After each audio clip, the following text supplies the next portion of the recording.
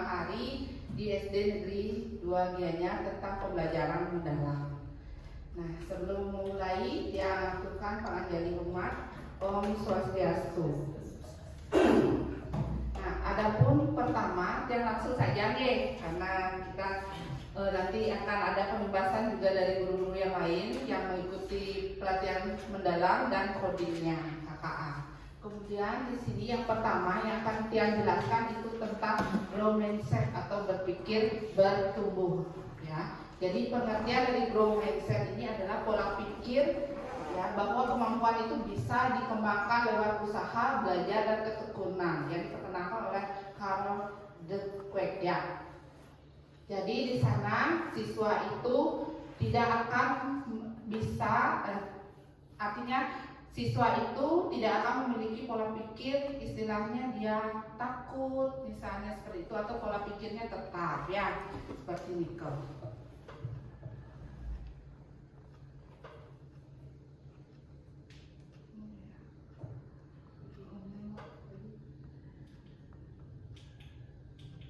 Nah, jadi di sini ada beberapa manfaat growth mindset, yaitu tidak mudah menyerah, melihat kegagalan sebagai peluang, kemudian berani mencoba hal baru dan terbuka pada kritik. Jadi di sini diharapkan guru, ya, kita bisa melakukan atau membiasakan kepada siswa. Jadi kalau siswanya bilang, aduh Bu Guru saya tidak bisa, jangan. Jadi kita gunakan, oh ya mungkin kamu belum mencoba. Jadi bisa kita mencoba hal yang baru, walaupun hasilnya kurang maksimal tidak apa-apa, karena itu adalah salah satu cara kita nanti akan mendapatkan kesuksesan seperti itu. Nih, jadi di sini siswa diharapkan itu tidak mudah menyerah, kemudian melihat kegagalan itu adalah sebagai peluang, atau ya kalau kita itu kegagalan adalah segala sesuatu yang kesuksesan yang tertunda seperti itu, nih. Jadi jangan takut. Kemudian berani mencoba hal baru, seperti yang kita seperti sekarang sekolah kita kan mendapat boskin, ya, bos kinerja, itu dimana kita lebih awal mendapatkan pembelajaran mendalam ini dari sekolah-sekolah yang lainnya. Jadi yang kita perlu perhatikan adalah di sini dalam coding, mungkin kita kaget kemarin nih, kita dapat coding, pikirannya pasti terlalu luas. Kita harus bisa membuat robot misalnya seperti itu. Ternyata setelah Bu Dewinya melakukan diklatnya itu, oh coding itu ternyata tidak sebatas ya dalam artian dia itu harus membuat robot atau membuat game atau menciptakan game. Ternyata itu hanya sebatas kita menyuruh misalnya anak-anak, ayo kita menyusun langkah-langkah pembuatan nasi goreng. Oh ternyata itu juga termasuk coding seperti itu. Kemudian juga ada di sini misalnya anak-anak disuruh mengurutkan bangun datanya sesuai dengan polanya, itu juga coding, ya, seperti ini. Ternyata yang sederhana untuk tingkat SD-nya. Kemudian di sini dalam pola pikir ini ada dua, ya. Jadi pola pikir tetap atau PPT atau fixed mindset. Jadi di sini ciri-ciri yang memiliki pola pikir tetap atau fixed mindset itu adalah takut gagal, percaya bakat bawaan. Jadi kalau sekarang saya bodoh, kedepannya kita tetap akan bodoh seperti itu, ya. Jadi tetapi di sini percaya bakat itu bawaan. Jadi kita itu tidak mau merubah diri seperti itu. Kemudian ada yang kedua, pola pikir bertumbuh atau PPB. Ya, kalau ciri-cirinya pola pikir bertumbuh ini adalah suka tantangan, belajar dari gagal, kemudian tidak takut dengan hal-hal yang baru seperti itu. Nah, strategi apa yang bisa kita laksanakan dalam menerapkan growth mindset ini? Pertama, ciptakan lingkungan belajar yang aman. Kemudian apresiasi proses, jadi bukan hasil. Jadi apresiasi ini kepada anak-anak itu, contohnya itu adalah ada pujian hasil, ada pujian prosesnya kemarin, ya. Jadi dalam pujian hasil, oh ya itu sudah bagus. Kalau prosesnya, ya nak itu memang sudah bagus, gininya strateginya yang kamu gunakan sudah tepat, misalnya seperti itu. Kemudian ajarkan ketekunan. Jadi di sini tidak bisa sekali. Jadi kita harus melakukan pembiasaan. Jadi dalam hubungannya di sini dalam pembelajaran, jadi teman-teman bisa menyusun bahan ajar itu dengan menerapkan grow mindset ini. Mungkin di sana pembelajarannya adalah menekankan prosesnya. Jadi menggunakan mungkin pendekatannya berbasis proyek atau masalah seperti itu. Nah, contoh di kelas di sini, ubah saya tidak bisa menjadi saya belum bisa. Dari tidak menjadi belum, ini adalah teori ya. Dari tidak menjadi belum. Kemudian ada juga boleh perayaan kemajuan kecil. Kemudian guru menjadi contoh mindset positif. Jadi teman-teman di sini yang kalau dapat diklat ya kita laksanakan aja dan semampunya kita lakukan seberapa kita mampu, karena itu adalah pengalaman. Walaupun sulit kita akan mencoba. Jadi benar atau salah itu urusan belakangan seperti itu nih. Nah, jadi kesimpulannya di sini dari pemikiran bertumbuh itu adalah membangun karakter dan prestasi. Kemudian ada rayakan proses belajarnya, bukan hasil saja. Jadi kita tidak mengacu pada hasilnya atau berupa angkanya saja. Tetapi yang kita rayakan adalah proses belajarnya. Mungkin teman-teman di sini melibatkan siswa langsung dalam pembiasaan, misalnya dia berdoa, kan sudah sering ya, misalnya pagi ceria itu seperti berdoa, apalagi menyanyikan lagu Indonesia Raya dan senam anak Indonesia hebat, itu boleh. Itu merupakan suatu proses juga. Kemudian modul yang kedua itu adalah tentang pembelajaran mendalam. Jadi di sini apa itu pembelajaran mendalam? Pembelajaran mendalam itu merupakan pendekatan yang memuliakan dengan menekankan pada penciptaan suasana belajar dan proses pembelajaran yang berkesadaran, mindful, bermakna, meaningful, dan mengembirakan atau joyful. Melalui olah pikir, intelektual, olah hati, etika, olah rasa, estetika, dan olahraga kinestetik secara holistik dan terpadu. Jadi secara keseluruhan. Jadi di sini yang ditekankan dalam pembelajaran mendalam itu adalah prinsipnya ada berkesadaran, bermakna, mengembirakan. Jadi setiap pembelajaran di sini bagaimana anak-anak secara sadar bisa melakukan hal itu, ya. Kemudian dapat menerapkan dalam kehidupan sehari-harinya. Kemudian di sana juga dia itu bisa melaksanakan dengan gembira. Jadi dalam pembelajaran itu bisa teman-teman lakukan dengan ice breaking setiap kegiatan pembelajarannya. Jadi pembelajarannya itu tidak akan membosankan seperti itu. Nah, di sini sudah ada pembelajaran mendalam itu prinsipnya seperti Niki, berkesadaran, bermakna, mengembirakan, yang melibatkan olah pikir, olah hati, olah rasa, olahraga untuk mewujudkan profil lulusan yang berdelapan dimensi. Utamanya adalah itu kewargaan dan olahraganya atau kesehatannya. Oke.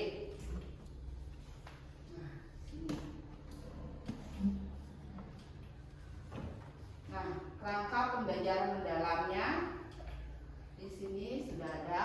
Pembelajaran mendalam itu ya, di sini dari luar kita harus memanfaatkan apa ini? Yang di luarnya ada 4 itu kerangka pembelajaran. Mulai dari praktik pedagogis, kemudian lingkungan pembelajaran, ya baik visual maupun fisik. Kemudian ada pemanfaatan digitalnya, bisa juga pemanfaatan misalnya buat poster itu bisa di sini ya, di pemanfaatan digitalnya. Kemudian ada kemitraannya, siapa saja yang terlibat itu bisa orang tua, kemudian siswa dengan siswa dengan guru, ya. Kemudian ada juga Dudika, yaitu dunia usaha, dunia industri, dan dunia kerja.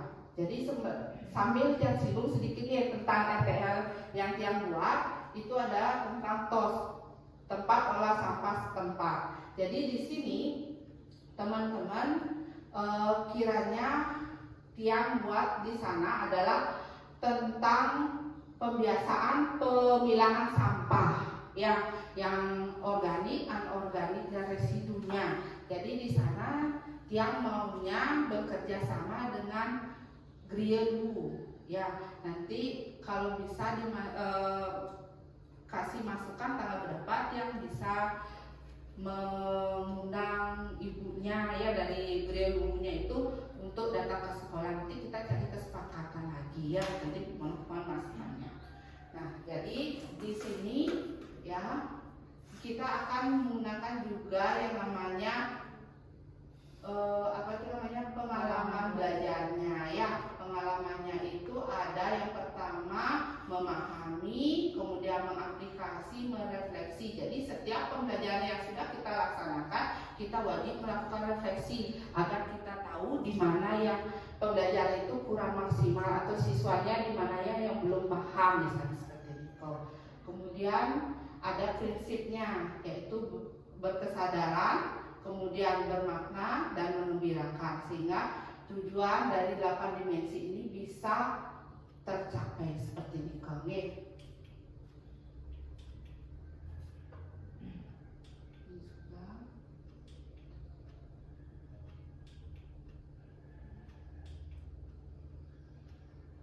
Nah, di sini sudah dijelaskan kayak tadi ya. Jadi praktik pedagogisnya dalam kerangka pembelajaran ini, pendekatan apa yang kita gunakan? Mungkin bisa pendekatan inquiry, atau PBJL, kemudian ada berbasis masalah, itu bisa digunakan. Kemudian kalau lingkup pembelajarannya itu ada ruang fisik, ruang virtual, dan budaya belajar. Jadi di sana guru bertugas sebagai aktivator nih. Kemudian ada juga pemanfaatan digitalnya.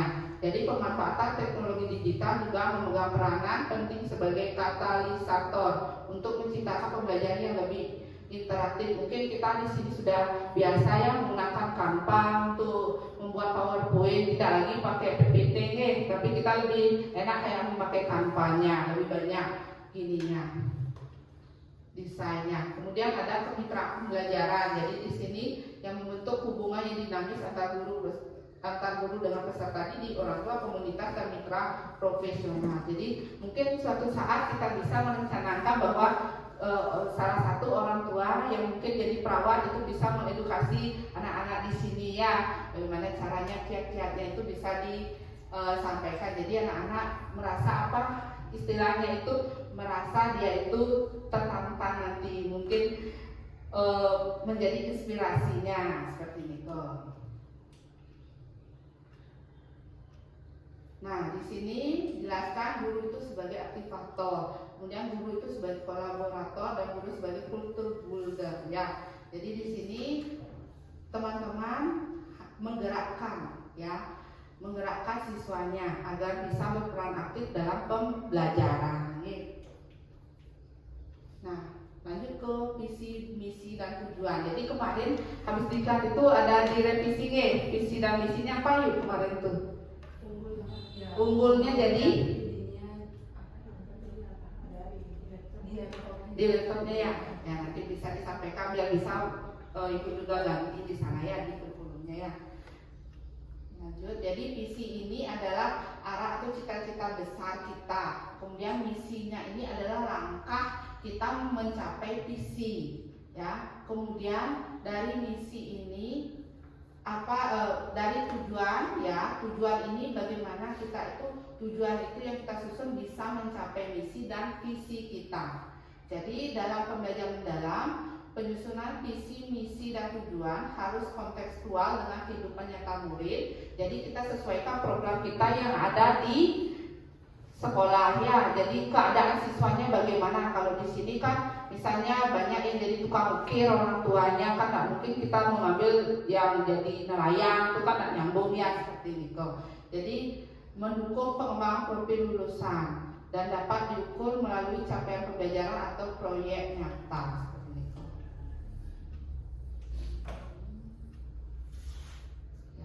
Kemudian modul berikutnya, modul keempat yang terdiri dari pertama itu adalah pengelolaan praktik pedagogis.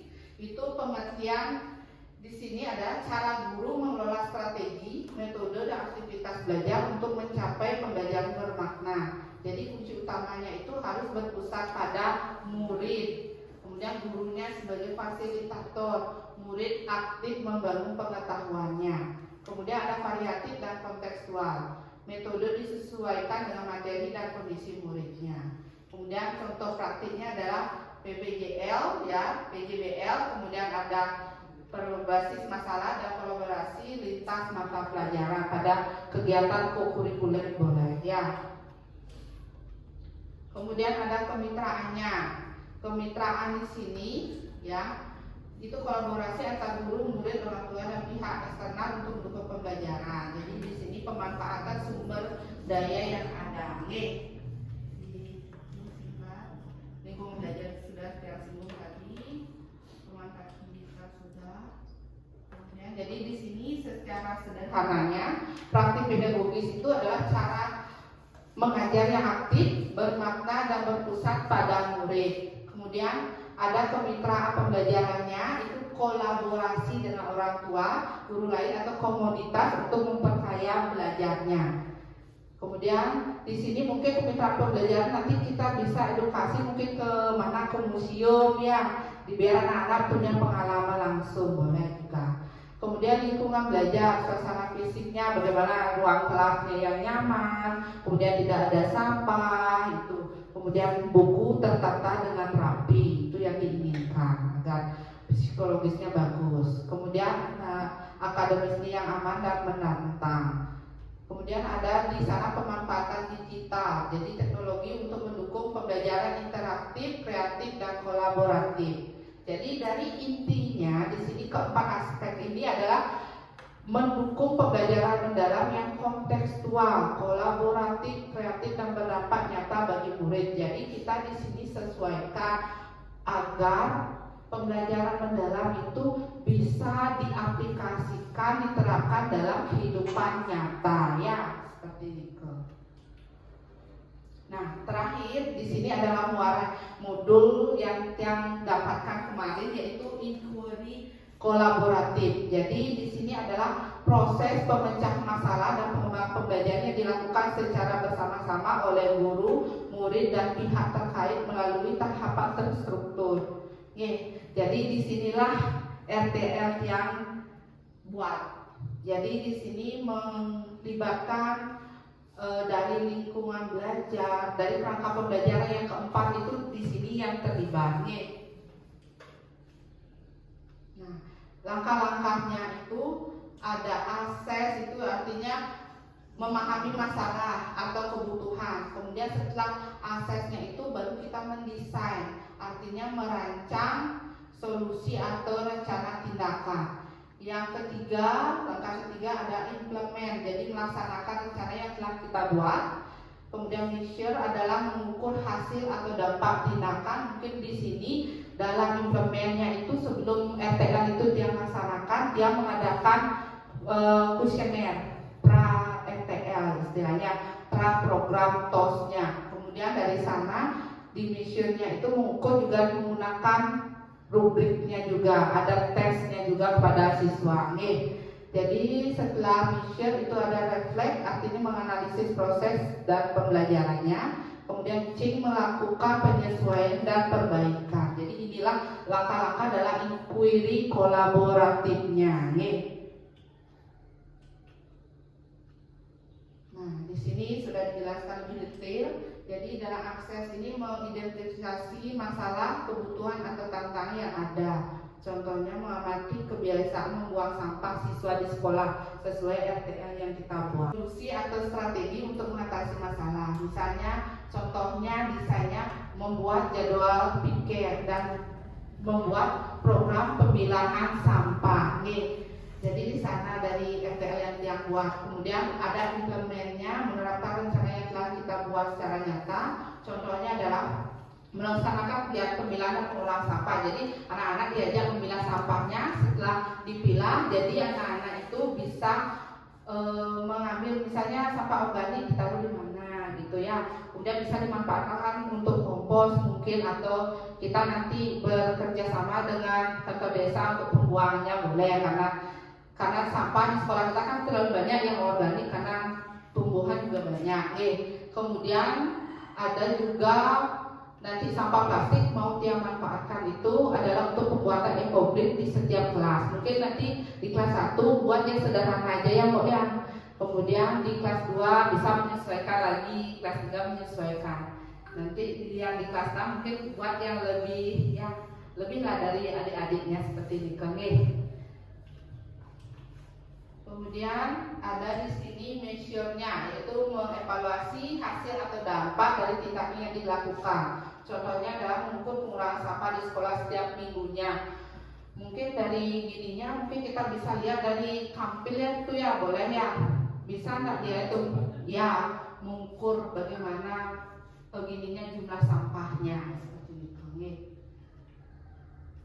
Kemudian yang kelima adalah change, melakukan perbaikan. Mungkin dari kegiatan TH yang sudah kita buat itu yang dimana ini yang perlu kita lakukan perbaikan ya. Jadi kita itu harus melakukan bersama-sama. Mungkin setiap kegiatan kita refleksi di mananya yang kurang, itu harus ditemukan bersama-sama. Jadi kita melakukan inquiry kolaboratifnya bersama guru, dan nanti seperti yang tadi yang bilang bahwa dia akan bekerja sama dengan guru yang ada di bank gitu. Kemarin sudah ditanyakan tangannya. Mungkin teman-teman ada masukan untuk tangani sosialisasinya, boleh biar bisa yang bersurat juga ke sana.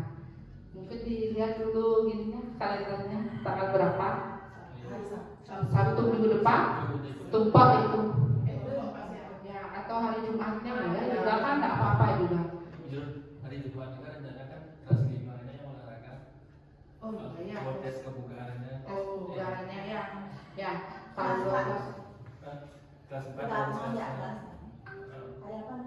Kelas 4 hari Selasa. Hari Kamis kelas 6.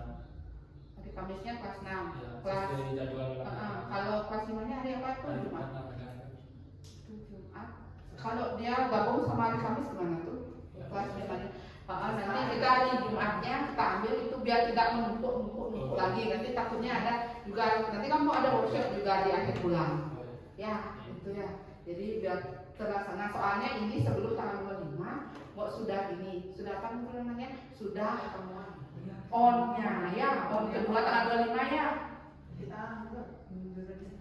Winnya ya Senin, kan maunya hari Sabtu, ternyata itu apa itu ya tumpuk apa enggak, pokok lainan itu nggak bisa, itu mundur dia tanggal 25 seperti itu. Jadi kita ada progres lah istilahnya seperti itu nih. Berarti kesepakatan itu adalah hari Jumat tanggal 15 ya, benar ya 15 dah, 8 sama 7 15 dicatat aja dah 15 ya 15. Jadi kemudian refleksi, jadi mengevaluasi proses pembelajaran yang diperoleh untuk keberlanjutan program. Bagaimana di sini diskusi bersama guru dan murid tentang hal yang berhasil dan perlu ditingkatkan. Mungkin dia belum kebiasaan, jadi muaranya itu anak-anak itu bu guru yang inginkan itu adalah kita bersama, misal memberi contoh. Misalnya lihat sampah, reflekslah kita ambil, itu yang kita tanamkan ke siswanya seperti ini. Nanti untuk kelanjutan dari RTL itu sambil jalan kita akan diskusikan kembali. Jadi setiap kegiatan yang buat itu harus divideokan misalnya seperti ini ya, atau video singkat lah anak-anak mau beres-beres atau bersih-bersih seperti ini. Nah itu dari tiang ada yang ditanyakan untuk modul 1 dan 5 sampai 5, silakan.